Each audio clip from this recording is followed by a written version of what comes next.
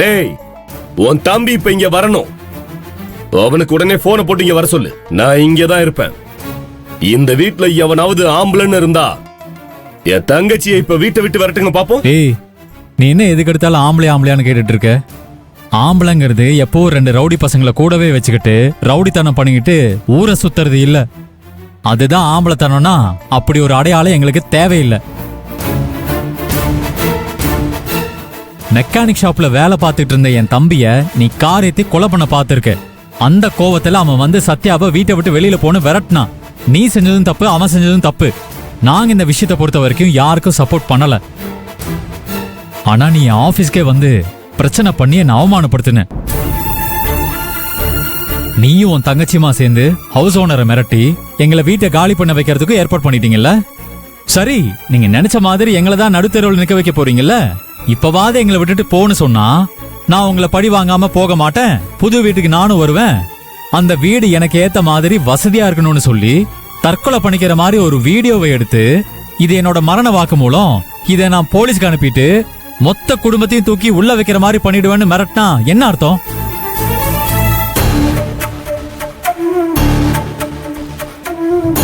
நான் சொல்றேன், தப்பா நினைக்காதீங்க. நார்மலா இருக்கிற யாருமே இப்படி பிஹேவ் பண்ண மாட்டாங்க. ஆனா உங்க தங்கச்சி இப்படி எல்லாம் நடந்துக்கிறானா அவளுக்கு மனநிலை ஏதோ சரியில்லை. ஏதோ பிரஷர்ல அவ கொஞ்சம் கொஞ்சமா சைக்கோவா மாறி இருக்கா. யாரு நீ சைக்கோன்னு சொல்ற? உன்னதாண்டி சொல்றேன். ஏன்னா நீதான் சைக்கோ மாதிரி எப்ப பார்த்தாலும் பழி வாங்குவேன் கொல்லுவேன்னே சொல்லிட்டு இருக்க. ஆமா, நான் சைக்கோ தான், சைக்கோ தான். ஆனா என்ன சைக்கோவா மாத்துனது அந்த அயோக்கிய ராஸ்கலும் நீயும் தான். உங்களையும் உங்க குடும்பத்தையும் நான் சும்மா விட மாட்டேன். இந்த சைக்கோ என்ன பண்றேன்னு எல்லாருமா பொறுத்திருந்து பாருங்க.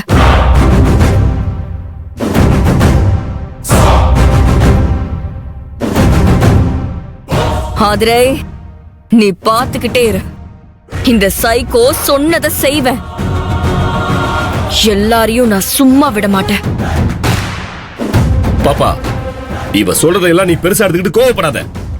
வா, நம்ம 2 பேரும் வெளியில போயிட்டு வரலாம். உனக்கு இந்த ஸ்ட்ரெஸ் பிரஷர் எல்லாம் கொஞ்சம் குறையட்டும். வா, போயிட்டு வரலாம். என்ன சொல்ற? வரேன.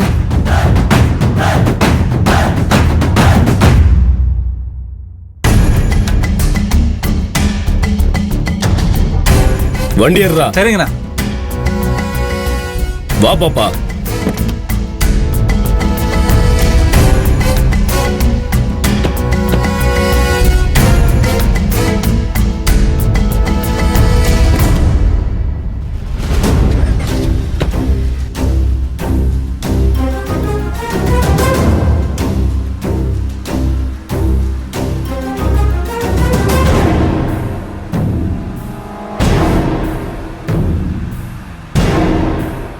பாப்பா, என்ன மிரட்டினாலும் இந்த பிரபு பையன் திமிராவே பேசுறான் பாப்பா. அதுக்கு என்ன காரணமா இருக்கும்?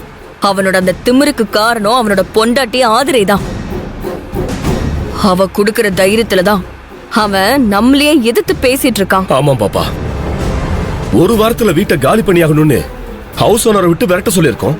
அதோட புதுசா பாக்குற வீடு நீ தங்கறதுக்கு வசதியா இருக்கணும். அப்படி இல்லன்னா மொத்த குடும்பத்தையும் ஜெயில போட்டுருவேன்னு நீ வீடியோ காட்டி மிரட்டி இருக்க. ஆனா அந்த ஆதிரையும் பிரபுவும் இதுக்கெல்லாம் பயப்படாம ரொம்ப திமிராதான் பேசிக்கிட்டு இருக்காங்க. நீ சொல்ற மாதிரி அந்த ஆதிரைக்கு மன தைரியம் ரொம்ப ஜாஸ்தி தான் பாப்பா. ஆமாண்ண, எனக்கும் அத நினைச்சுதான் வெறி ஏறுது. அவளுக்கு கொஞ்சம் கூட பயமே இல்லைண்ண. அவகிட்ட நான் பயத்தை பார்க்கணும்னு என்னென்னமோ டார்ச்சர் பண்றேன். ஒண்ணு கூலா இருக்கா, ரொம்ப டார்ச்சர் பண்ண கோவப்படுறா. அதுவும் இல்லாம ரொம்ப திமிரு பிடிச்சவளாவும் இருக்கானே. ஆனா அவ பயப்படவே மாட்டேங்கிறா. அவ பயப்படணும்னு அவளுக்கு பயம் வரணும். அப்பதான் அவ என் கால்ல வந்து விழுவா. நாம அவளுக்கு கொடுக்கற டார்ச்சர் எல்லாம் அவளுக்கு பத்தலன. நம்ம எவ்வளவு பிரச்சனை பண்ணாலும் அந்த பிரச்சனையெல்லாம் லெஃப்ட் ஹேண்ட்ல டீல் பண்ணிக்கிட்டு போய்கிட்டே இருக்கா. அவளுக்கு நம்ம ஜாஸ்தியா டார்ச்சர் கொடுக்கணும். நான் போட்ட கண்டிஷனுக்கு ஒத்துக்கிற, எங்களை விட்டுருங்கன்னு சொல்லி என் காலை பிடிச்சு அவ கெஞ்சணும். அந்த மாதிரி பெருசா சிறப்பா ஏதாவது பண்ணணும். பாப்பா, நான் என்ன பண்ணணும்னு சொல்லு பாப்பா. நான் உனக்காக என்ன வேணாலும் செய்வேன்.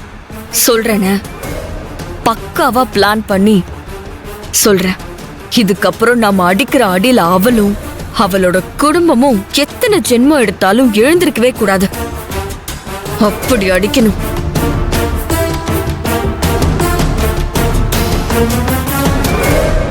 என்ன ஆதிரா சொல்ற? சத்யா வீடியோ எடுத்து வச்சுக்கிட்டு மிரட்டுறாளா? ஆமா அத்தை.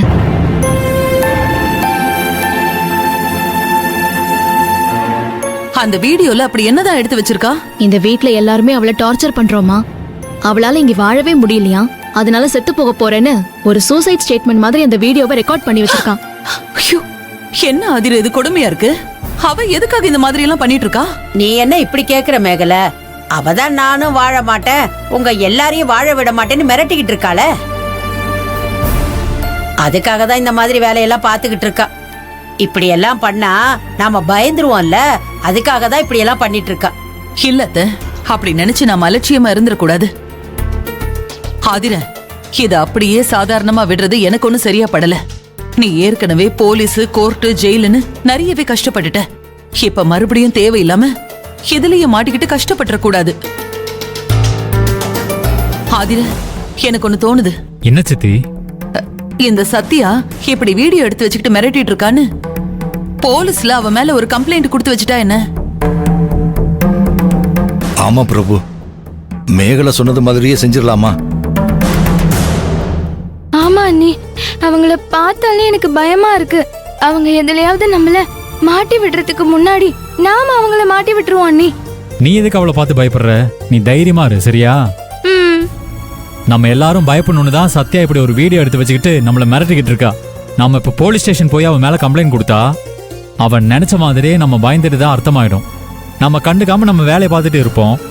நம்ம பயப்படலன்னு தெரிஞ்சாலே அவ தானா அடங்கிடுவா.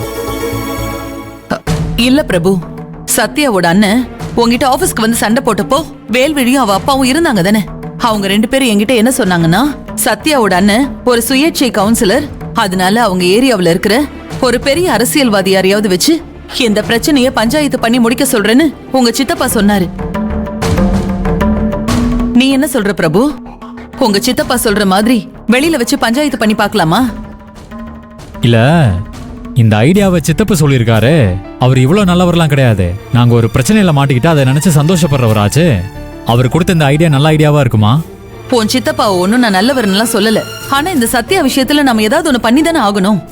அதனால உங்க சித்தப்பா சொன்ன இந்த யோசனைய செஞ்சு பார்த்தா என்னன்னு தான் கேக்குறேன். எனக்கு என்னமோ போலீஸ் ஸ்டேஷனுக்கு போகவும் வேணாம், பஞ்சாயத்து பண்ண ஆளையும் தேட வேண்டான்னு தோணுது. அப்படின்னா இந்த பிரச்சனையை அப்படியே வளர விட்டுக்கிட்டே இருக்கலாம்னு நினைக்கிறியா பாட்டி நீ? நான் அப்படி விட சொல்லல சின்னவளே. ஆதர, நமக்கு வந்திருக்கிற இந்த பிரச்சனை நாம தெய்வத்துக்கிட்ட போய் சொல்லுவோம். அந்த தெய்வத்தோட துணை இருந்தாலே போதும், எல்லாம் சரியாயிடும்.